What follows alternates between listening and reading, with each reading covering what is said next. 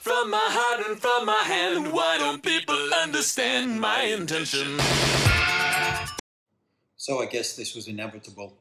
With so many of the mini events cancelled over the next 6 months, we no longer have a deadline for the mini project. We are going to still keep moving forward, but I do have another time constraint, which is that I do work in the medical industry and there's not a lot of spare time at the moment as we continue to support the hospitals in the work that they're doing.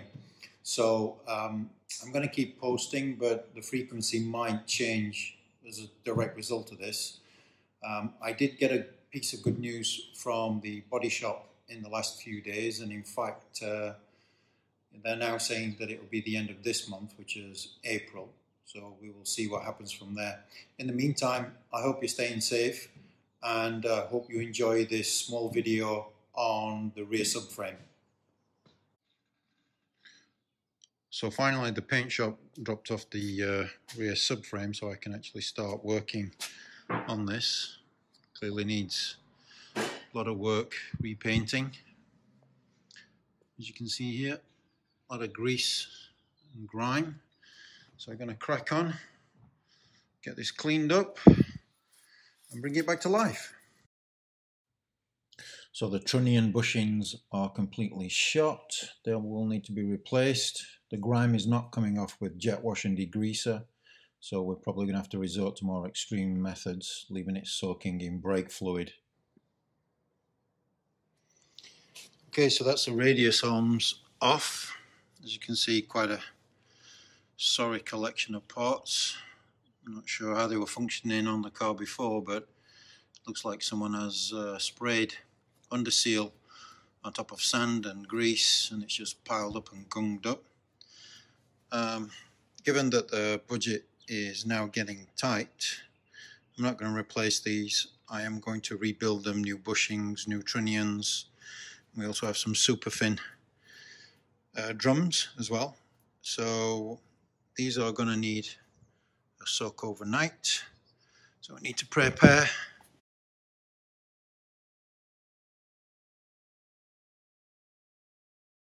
A subframe painted on the radius arms.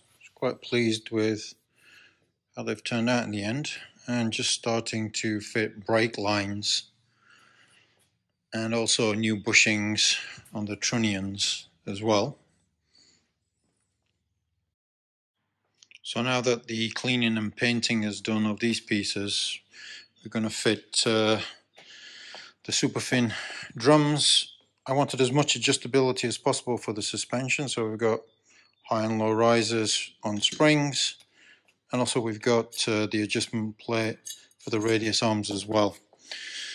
So let's crack on and fit one side.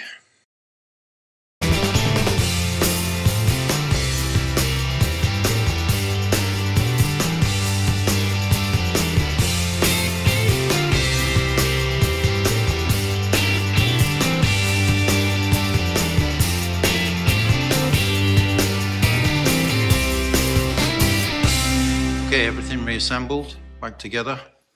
Did have some spacing issues. I'm not sure if you can see this here on the suspension, because it was actually rubbing against the radius arm.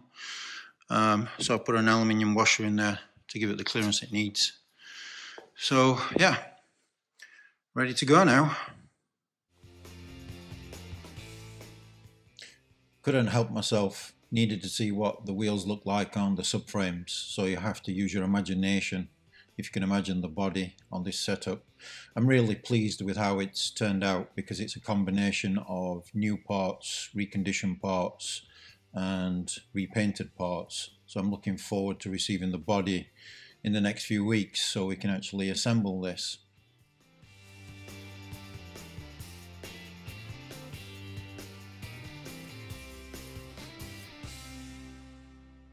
Okay, so both subframes are now complete and ready to install in the car when the shell arrives. Time to turn our attention now to brakes. Now, the sharp-eyed amongst you will have spotted that this is in fact a right-hand drive, and the car we're building is a left-hand drive. The good thing is that minis are drilled for both already, so there's no modifications to the body to make. However, because the brake cylinder stays in one place, there is a slightly different brake setup. As you can see, this lever bar and the additional bracket are part of the assembly to move the pedal box over to the left hand side of the car. So we need to recondition these. I've already started working on the brake cylinder, as you probably saw from the engine updates as well. Now we need to clean up the rest of these parts and figure out exactly how they go together inside the car. I've not been able to find any drawings online that show exactly how the position of this works. I'm assuming because there's not any space behind the manifold, it's impossible to run a bar through this. I assume that this bar actually goes on the inside of the car under probably the dashboard, but we're going to have to play around and figure out exactly how this works and how effective it is. So, next update for the video will hopefully have the shell here, and you'll see me fit these parts. So one of the nice things about making these videos is that it often reminds you to go back and re-examine some other stuff. And I remembered that when I picked up the shell before, there was a box full of parts and bits and pieces, and inside there was actually the BMC Workshop Manual. So I was able to find a section here on brakes that was quite useful, although I have to admit it did test my Dutch somewhat. And from what I can figure out, and this is purely from logic, this basically goes over on this side, and there is a little washer here with a rise that slides on the end and locates itself inside, which is not easy to do with one hand. It basically locates inside here and pushes on, and then kind of mounts this way, and I guess this is to stop it sliding off, and this mounts underneath the dashboard inside the car. So looks like we've managed to figure this out. If anybody has any better suggestions or photos of this, would be appreciated. But I think we're in the right direction here.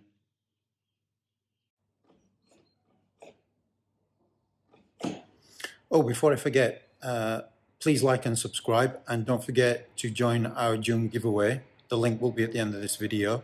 It really does help us to stay motivated to get this project finished. In the meantime, stay safe, wash your hands, and look forward to talking to you soon. Bye-bye.